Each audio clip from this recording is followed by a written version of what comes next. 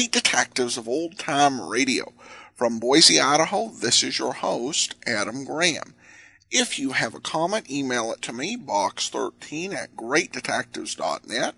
Follow us on Twitter at Radio Detectives and become one of our friends on Facebook, facebook.com/Radio Detectives.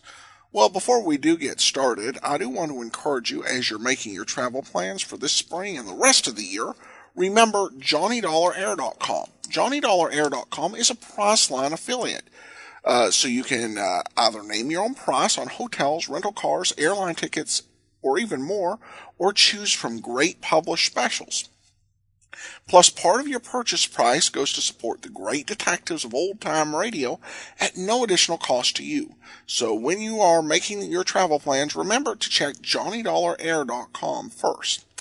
Well, now it's time for today's episode of Yours Truly, Johnny Dollar. The original air date is October the 20th of 1957, and the title is The Mary Grace Matter. From Hollywood, it's time now for Johnny Dollar. Randy Singer, Johnny. Oh, hi, Randy. How's the New York City Police Department these days? Well, the department's fine. Me, I'm not so sure. Well, then maybe I'd better run on down there and cheer you up a bit, huh? Yeah, you'd better come down here on account of Mary Grace Marshall. Hey, how do you know Mary Grace? The point is, you do. Well, matter of fact, I just got back from a weekend in that town of yours. Yeah, Mary Grace and I had a ball. We took in a couple of shows, did the nightclub routine. Yeah, I know. Even spent Sunday afternoon together out at the... What do you mean, you know? Johnny, your little girlfriend's been murdered. What? Yeah. Randy, have you got any leads, anything to go on? Yeah, Johnny, plenty. Then I'll grab the first plane. Yeah. You'd better.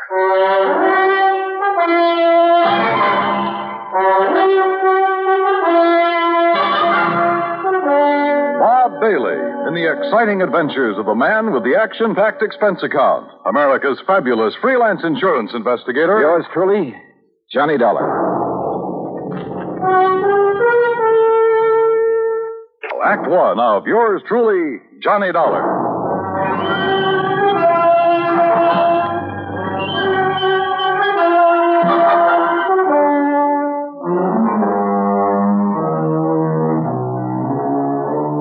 Expense account submitted by Special Investigator Johnny Dollar to the Mideastern Life and Casualty Insurance Company, Home Office, Hartford, Connecticut.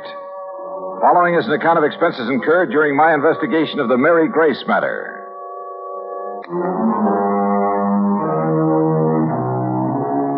Expense account item 1, 10 cents, phone call to the airport to reserve a seat on the first plane to New York. Item 2, phone call to Ben Perrin at the Claims Department of Mideastern Life. Ben, this is Johnny Dollar. Oh, hello, John. Now, listen, I'm on my way down to New York at your company's expense, though the expense part is beside the point. What? No, just wait a minute. Mary Grace Marshall has just been murdered. Marshall? Your company holds a policy on her, and I'm going down there to investigate. Well, now, wait, John, until we issue proper authorization for you to conduct the investigation. Don't give me that, Ben. I'm going down there now. Well, then it's completely without sanction from this or any other Okay, forget it. I was trying to save time, and I thought I was doing you a favor. Well, I suppose you are, but until a request for your services can be I routed said forget it. Didn't you hear me? I gotta go. Gotta catch a plane. Well, for heaven's sake, man, what are you so up in arms about? Why you're so concerned about this particular... Because that girl was a personal friend of mine. A very dear friend. Oh. John, I'm sorry. I can see now why you're so upset. Yeah, I'm upset. By all means, go ahead, officially. And if there's anything I can do... Yeah, there is. You can stop all this yammering so I can hang up and get out of here. Goodbye. John. Yeah, what now? You really cared for that girl, didn't you? Yeah, Ben. I cared.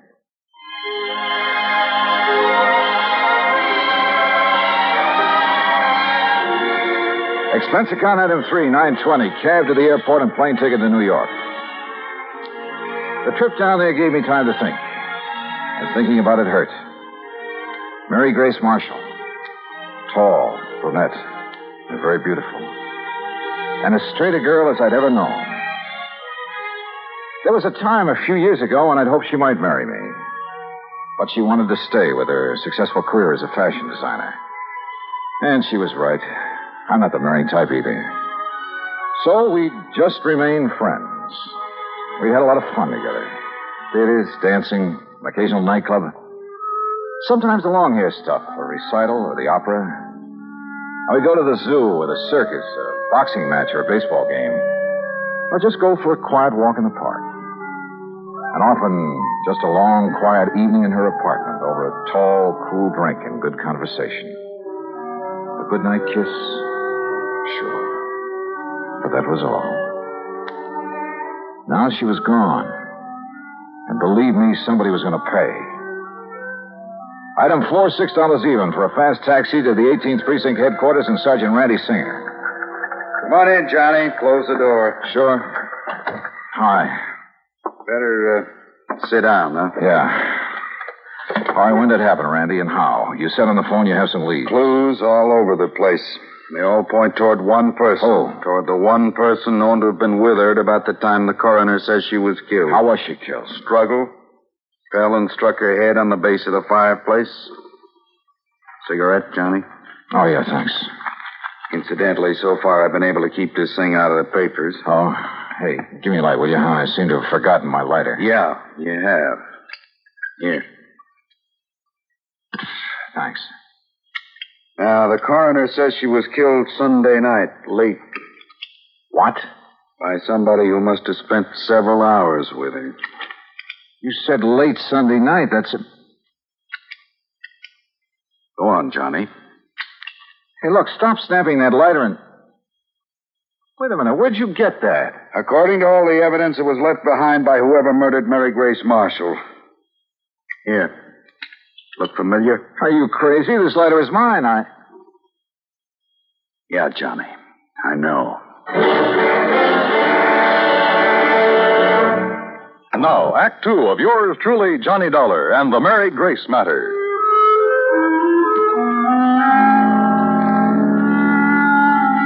Mary Grace Marshall, an old friend, a very dear one, murdered in her New York apartment on East 77th Street. Sergeant Randy Singer, my old friend at 18th Precinct Homicide, had called me immediately. And when I got there, showed me a very damning piece of evidence. Presented to Special Investigator Johnny Dollar by the International... Sure, of course it's my lighter. And I must have left it in Mary Grace's apartment Sunday night.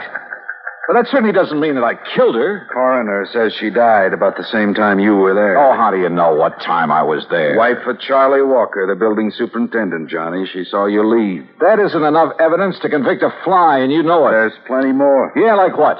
Your fingerprints all over the place? Well, sure, I told you. Cigarette butts, same brand you smoked. So what does that A prove? lot of them, Johnny. Like a very nervous smoker. Well, I was with her all evening. Doing what?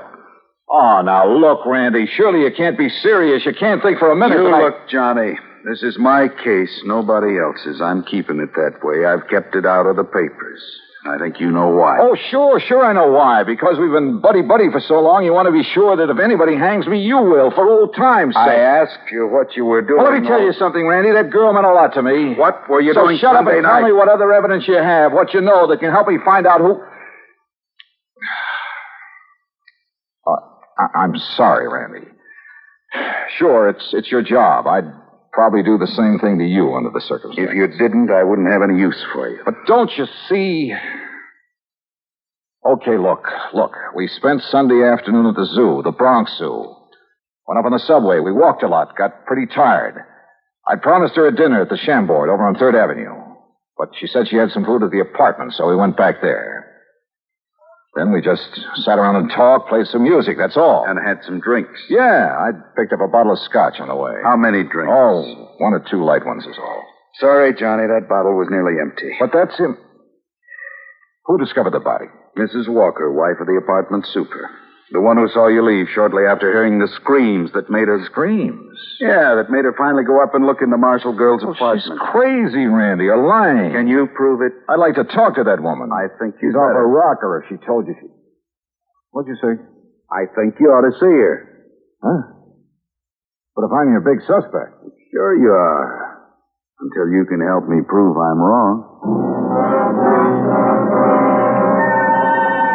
We drove over to the place on 77th Street in a prowl car.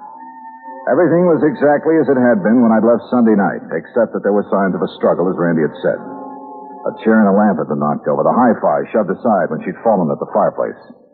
Even the bottle of scotch from which I'd poured a couple of small... What's the matter, Johnny? Well, I'm not sure, Randy, but I'd have sworn I left this bottle out in the kitchenette where I... Huh? Hey, are you making more print? Yeah. Look, this bottle of soda, 3/4 full. You don't kill most of a bottle of scotch with only this much soda.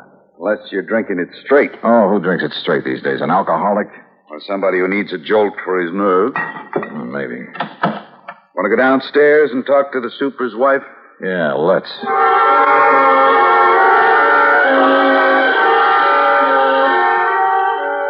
The superintendent's wife turned out to be a living doll. Young, pretty, with too much makeup. The sort who looked like she decided to get out of the chorus line for a quieter life as the wife of a building superintendent.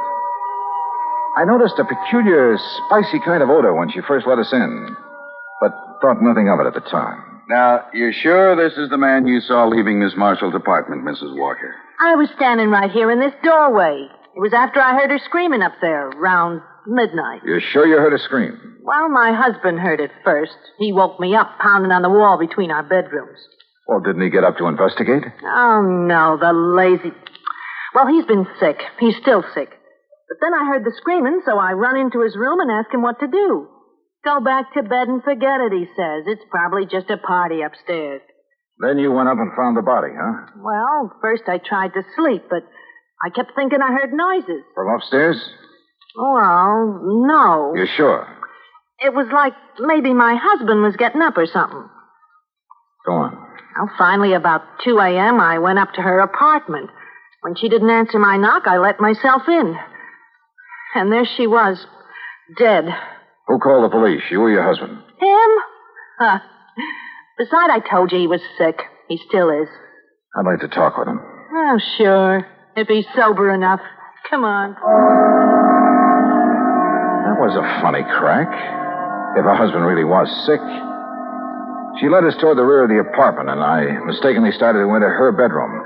That peculiar odor again, only more pronounced. And believe me, it was an arpege. Here, mister, this way.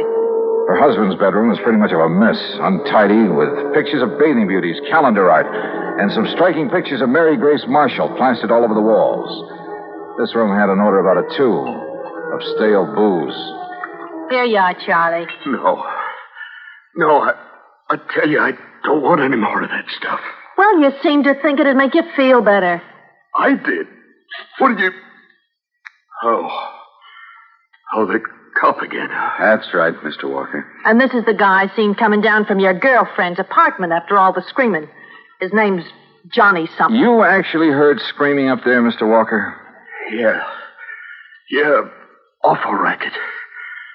Woke me up. Scared me. What do you mean?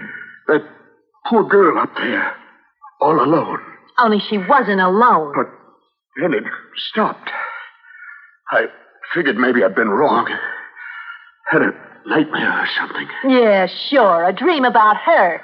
You think about me for a change instead of dreaming about that dame. Shut up. Talking about her, dreaming about her, sneaking around to have a look at her when she came in and out. I tell you. If you wasn't sick, I think you'd sneaked up there and done her in because you couldn't have her. Sergeant, will you take her out of here? It wouldn't be the first time a drunken bum has killed somebody. Shut up! Shut up! Mrs. Walker, I thought I told you this man was supposed to be kept quiet. Oh, well, now look, Doctor. Yet I walk in here and find this sort of thing going on. Go on, all of you. Out of here while I attend this man. Just a minute, Doctor. Out immediately. This is a heart case complicated by a very serious virus infection. Doc, if I can have just one minute. Later, officer. I must save this man's life. Come on, Randy. You too, Mrs. Walker. Sure. He's been getting alcohol again, strictly against my order. Now, look here, Mrs. Walker. No, wait. Huh? Come on upstairs with me again. Oh? What'd you think of? A couple of things, Randy, that I believe will clinch this case so fast. Come on. Act 3 of yours truly, Johnny Dollar and the Mary Grace Matter.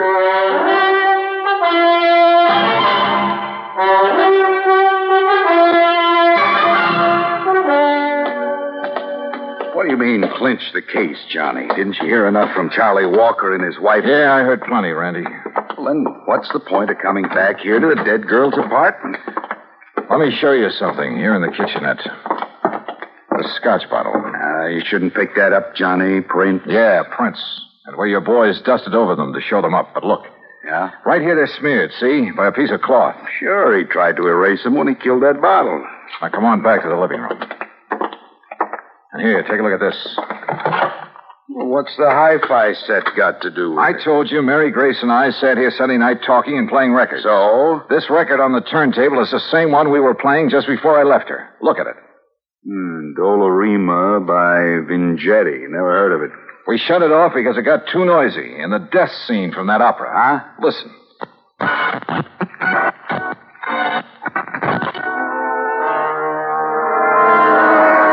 Yeah, here it is.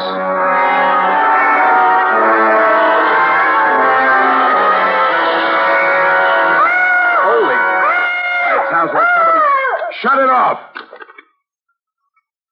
I'll be darned. Sure. The screams that Walker and his wife said they heard. And that record's what gave him the idea. And now it's a matter of pinning it on him. All right, what have you got for his motive? Motive? Are you kidding? Didn't you see those pictures of all those beautiful happening... Those babes he has on the wall of his room? And the pictures of the Marshall girl? All right. He was gone for Mary Grace, talked about her, dreamed about her, had her pictures all over his room, but she wouldn't give him a tumble. All right. All right. So he hits the bottle heavier than ever on account of this frustration over the Marshall girl. Wouldn't be the first time that sort of thing has happened. Happens all the time. So if he can't have her, he's going to kill her. You see my point? Yeah, and it's well taken, Randy. All right. Last weekend, you're taking his dream girl out on the town, having a good time with her, doing all the things he wished he could do. Go on. Well, it's too much for him, driving him out of his rum-soaked mind. Then he hears that screaming on that opera record. It gives him the idea. He wakes up his wife, so she'll hear it, too, so his wife will think somebody's getting killed up there. But he doesn't let her go up there, right? Sounds good, Randy. After his wife goes back to bed, that's when she saw you leave, he goes up there and kills the girl. But if he was as sick as he appears to have been... John, a time like that, a man gets superhuman strength. Strength of a madman, they call it. And listen. I'm listening. His wife said she thought she heard him walking around, remember? I remember. So that's it. She finally got up, came up here, and found the body. So naturally, she tied it all in with the screams her old man woke her up to hear. And that suited him perfectly. She couldn't help but alibi for him. Come on, let's get downstairs again.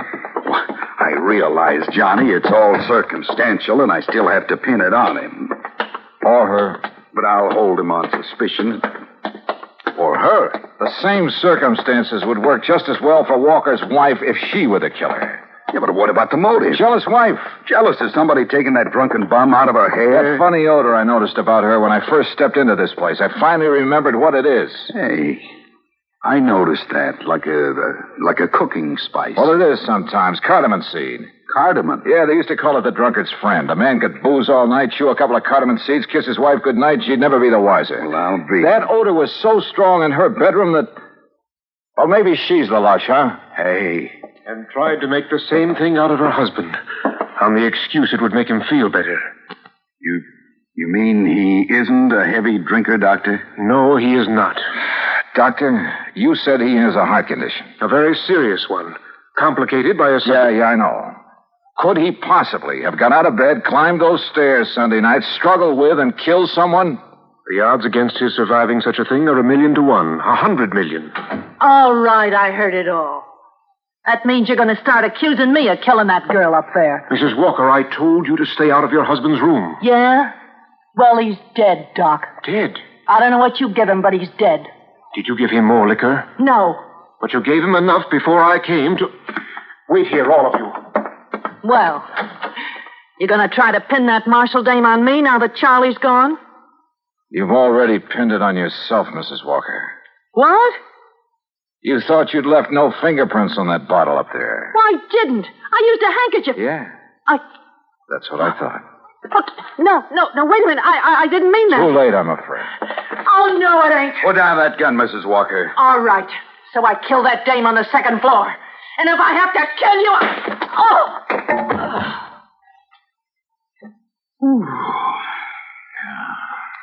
Thanks, Doctor. It's quite all right, sir. Well, Randy, there's your killer. Happy? Yeah. I guess I ought to be. You? It doesn't bring back Mary Grace.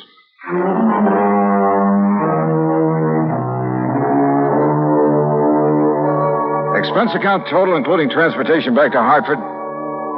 No, wait.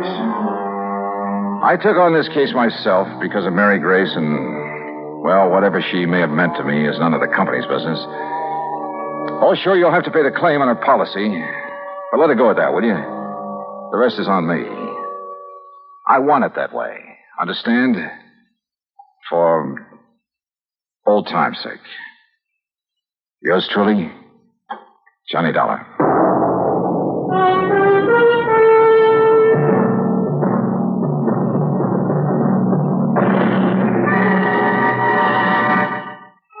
Be sure to join us next week, same time and station, for another exciting story of yours truly, Johnny Dollar. This is Dan Cubberly speaking.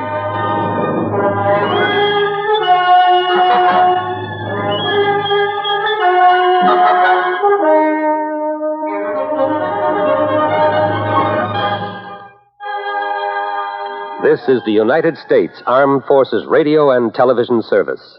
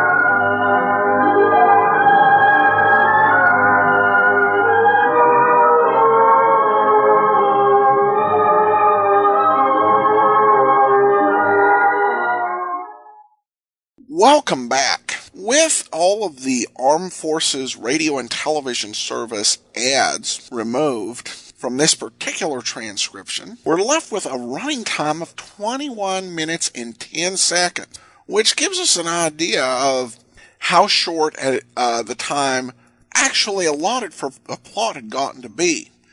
But to their credit, they did a lot in those 21 minutes, and particularly Bob Bailey. And I think Bailey really showed his solid acting talents, because we not only cared about Johnny Dollar in this, but he really, the way that Bailey did this performance, really drew us in to this whole thing of Mary Grace. And there were some clever ways written here, particularly at the beginning where Johnny is acting totally out of character. And you realize just how grief-stricken he was, and then to get to New York and find himself accused of the crime. They probably could have benefited by a few minutes more, but I think the acting here was very good, and a pretty good twist on the mystery. They'd given us a lot of reason to believe the husband guilty, and then they managed to switch things up on us at the end. So again, very well done radio here, even in the limited amount of time they had. Alright, well now we turn to some listener comments and feedback. And Bobby Lee says, I agree with Adam on two more points. First, I was surprised by the fact they talked about the show, and I should say this references episode 1483, The Bum Steer Matter. But I knew who the killer was, but it's always fun to go along with Johnny for the ride. But I do have a question. When he says, give it to the community chest, is he talking about the actual city's funds? The answer to the question, Bobby, is no, they're not talking about the city's funds. The community chest was a predecessor to the United Way campaigns we have in the United States today. And it used the same concept. One organization raising funds to be distributed to charitable organizations that met the needs of the community. And this would occasionally also be known as the Red Feather Campaign. All just pretty much the same concept. Very good question, Bobby, and glad to answer it. And then we have one final comment from Colin. Says, I really enjoy Johnny Dollar. Thank you for playing this show. Yours truly, Colin Kingston. Well, thanks so much, Colin. I'm glad you enjoyed the show. And that will actually do it for today. We will be back tomorrow with Dragnet, and join us back here again next Friday for another episode of yours truly, Johnny Dollar. In the meantime, send your comments to box13@greatdetectives.net.